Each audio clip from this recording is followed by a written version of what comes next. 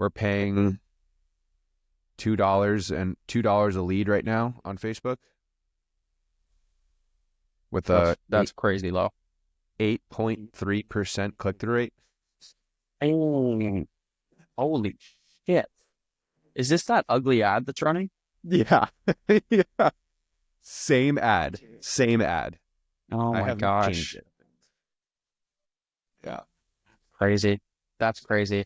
I will say though that ugly ads work better when you have some organic social behind you and some SEO behind you. And you have social SEO and real SEO and your own organic and other people organically talking about it.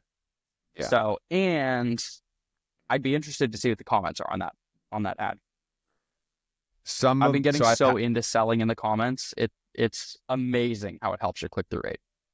So what do you mean by like responding to comments? No, not necessarily. Yeah, I mean, somewhat responding to comments, but what I more so mean is what people are commenting on the ad. Other people will read those and just natively figure out if they want to click on it.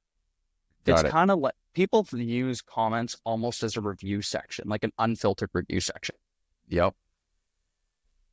Yeah. So if I do that a bunch of people are saying, this is bullshit, I tried it, it didn't work, then not great. But if people are asking questions, no one's going to give you a positive review in the comments. It doesn't exist. But if people are asking questions or conversing with one another in the comments, it's generally a good sign that it's going to increase your click-through rate because people will read it, join in on the conversation, trying to dissect what's happening, and then either comment themselves or click through to the product. That makes sense. I don't know. So I had to restart the campaign because the lead form link was incorrect, which I've been working on. But now we are for sure tracking where they're coming from before they create an account for the first time ever on the platform. Nice. Which I think is the most important piece. Did you lose your comments like shares because you restarted the campaign and made a change? Yes. Yeah. Okay. So for anybody listening, the fix to that is post the ad on your socials first, and then with the caption that you want, and then select that ad to run. Because then all the engagement stays on the post, not on the ad. And then you can edit the URL, edit tracking, do whatever you need to do. And the engagement stays on the post that's posted on probably your Instagram account. Could I do that with a lead campaign and something like a sales campaign? I believe so, yes. Okay. Unless things have changed in the past 4 months. It's probably the last time I've been in ads. Okay. But I used to do this every day. I was just saying, that's probably the longest time you nightmares or something, right? Like, oh, I can't go back there yet. Dude, it feels so good not to have to check Ads Manager every day. It's crazy. I used to be in there. I mean, when I first got started and I was doing everything myself, I'd be in there like 10 hours a day. Yeah. It's just one of those tabs that's always open. Forever open. Yeah. Forever open. Yes. Forever tab. Yeah. But yeah, anyway, you can post it on your socials before you run in an ad. And then if you have to change the text, you pause the campaign, go into Instagram, edit the caption, publish, then go back in Ads Manager and reactivate the campaign. And if you have to change the URL or the UTM parameters, you can do that in the campaign and it will have no reflection on the engagement that you got. And the reason this is so important is because the comments that you get on a post and the shares create quote unquote social proof on that post, which is going to improve your click-through rate and help you sell.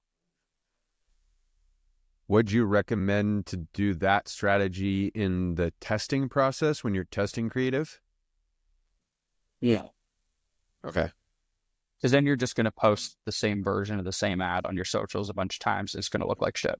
Yeah. Okay. So do it manually to start to figure out what's going to work. Then, and you could even, this could go in a circle. You could start organic, see a post that's going crazy organic, then use that to test to figure out if that's going to be a winning ad. which Uh, is exactly what you should be doing anyways. well, it's exactly. I But actually gave in that. your case, this is such an ugly ad that it makes sense to do the testing in the ad campaign first before you choose the winner. Yeah, I was talking to a buddy who runs one of these big meme accounts, and he was like, "Yeah, we should talk. We should talk about trying to get more memes on your page, or like put more money to invest in memes on your page." And I was like, honestly, our ad campaigns are giving us such a high return that it's almost like it's almost dumb to put money into something else when it's working so well. And then I was like, dash, like dot dot dot. That's actually a ridiculous thing that I just said, but like knowing everything that we know from how organic is the king, and you want to push and focus that on that as much as possible. But it's like the little money fairy over here being like, just Facebook, pay me more money. Yeah. I think memes just show the personality, but I don't think it's going to have a direct correlation to ROI unless you're using it in an ad. I mean, listen, you could do it. You could try it. But if you're getting Why? such good returns from your current campaigns, best thing you should do is just stack some money into it. Yeah. And when maybe memes is not the right word, but like that creative, like the stuff that you're doing, where it's not necessarily educational, but it's not dancing, but it's like somewhere in between in terms of like a content rating. I don't know. Like I just posted the one of me watching Fast and Furious, having AI code for me. See how it does. I know, like that's literally the first meme I'll have ever posted on my account. So I don't know. I think the point of the meme is it elicits emotion, which is basically the point of any good ad or any good piece of content. It has to make the user feel something. So that's why aspirational content works so well. That's why memes work so well. Funny content, because humor is relatively universal. Yeah. That's the Especially takeaway. when It needs to especially elicit when we emotion. talk about like specific audiences that have a collective humor. Like I know there is a large group of people that are like me that find these things funny, that are who are 30-ish millennials that like there's a huge cohort of people that would understand that type of humor. 100%. 100%.